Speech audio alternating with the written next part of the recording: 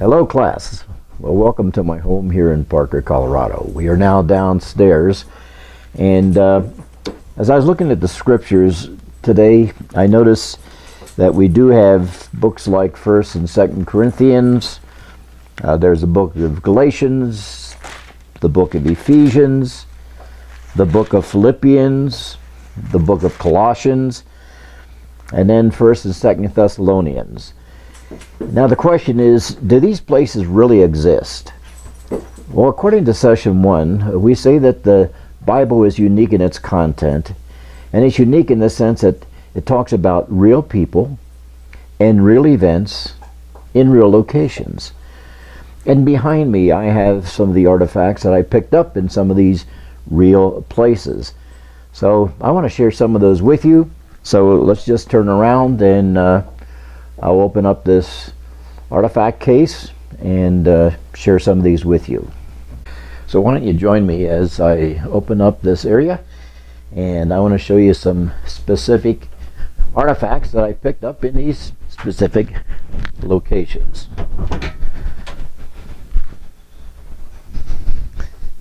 Well, now I've had to approach this on a different level because the sound quality was not good downstairs. I was under fluorescent lights, and so I just got this hum the whole way through. So we're going to try another approach, and I've taken photos of each one of those articles, and that's what we'll show you right now.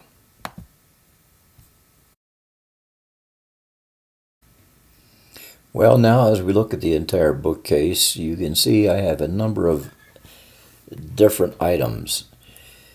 First of all, there is the olive wood from Bethlehem, and so all of the wood that you see in that case, it comes from Bethlehem, Israel, and it is made of olive wood. Then most of the other artifacts are stones that I picked up in these various locations, whether I was in Colossae or no, I wasn't in Thessalonica. Whether I was in Colossae or Ephesus, or in Corinth, or Athens, or up in Megiddo, all these stones came from those specific locations. Remember, the Bible is unique because it talks about specific people, real events, and real locations. And now as you look at the number of stones there, you'll be able to see the stones that David found down there in that dry riverbed. He picked up 5 smooth stones from the Elah Valley, and these stones come from that very riverbed that David used. Then we move over to the other stone here, and it says Petros. That is a Greek word for little stone. And remember when Jesus took the disciples up to Caesarea Philippi, and he asked the question, "Who do men say that I am?" And they gave their opinions, probably one of the prophets, or Isaiah, Jeremiah. And then he asked the question, "Who do you say that I am?" And Peter responded, "You are the Christ, the Messiah, the Son of the living God." And Jesus said, "Flesh and blood has not revealed that to you, Peter, but my Father in heaven. You are Petros, little stone, and upon this Petra, massive outcropping, I will build my church." And then as we look at this other stone, it comes from Bet Shan. Now Bet Shan has an interesting history because of King Saul. When King Saul was fighting the Philistines, he was up on Mount Gilboa. And the Philistines defeated the Israelites. King Saul falls on his sword, and when the Philistines come upon him, they realize that he's dead, and so they cut off his head and drag his body to Bet Shan and impale him on the wall. of Bet Shan. Then we go down south further to a place known as Qumran. Qumran is where they found the Dead Sea Scrolls. And back in 1948, as a shepherd boy, he was down in that area and lost his sheep or goats.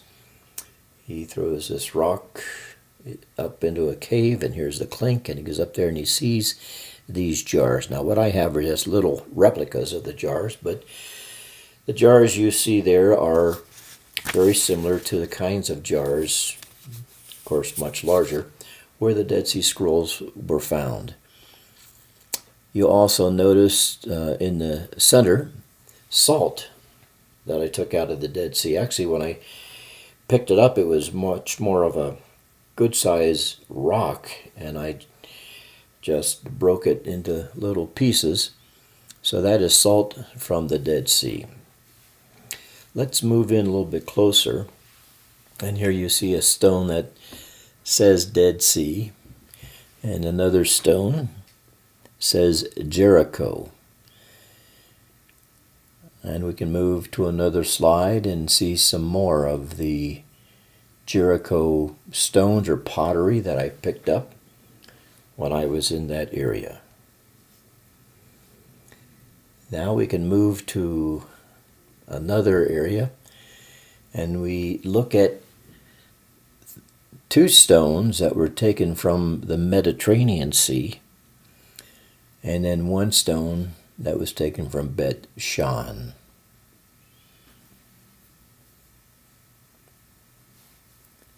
We keep on moving forward, and we come across some rocks that are from the Sea of Galilee. That's up north.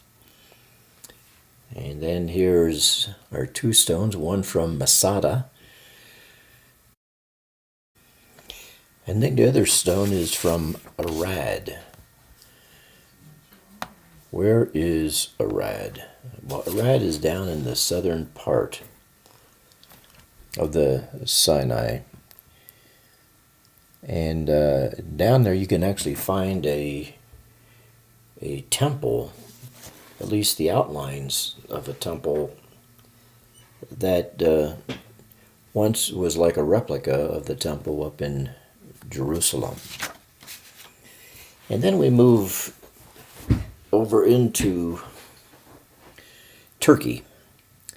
I had an opportunity of going to Turkey years ago, and I thought, why do I want to go to Turkey? And then I realized, well, the entire book of Acts is primarily focusing on present-day Turkey.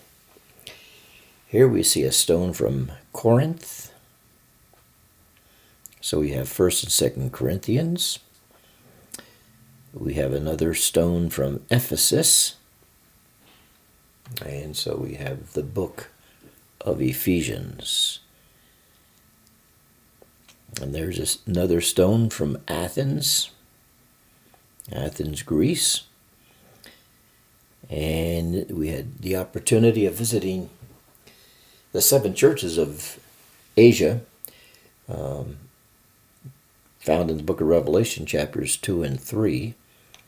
Here's a stone from one of the churches, the church at Sardis. And then this building that you see is a replica of the Celsus Library that Mark Antony went in to take out all the scrolls and took them down to his girlfriend Cleopatra down in Egypt. So those are most of the stones that are in this cabinet. I have another complete box of stones. But let's just move on now to the olive wood carvings. Here's one of Samson. He was literally bringing down the house.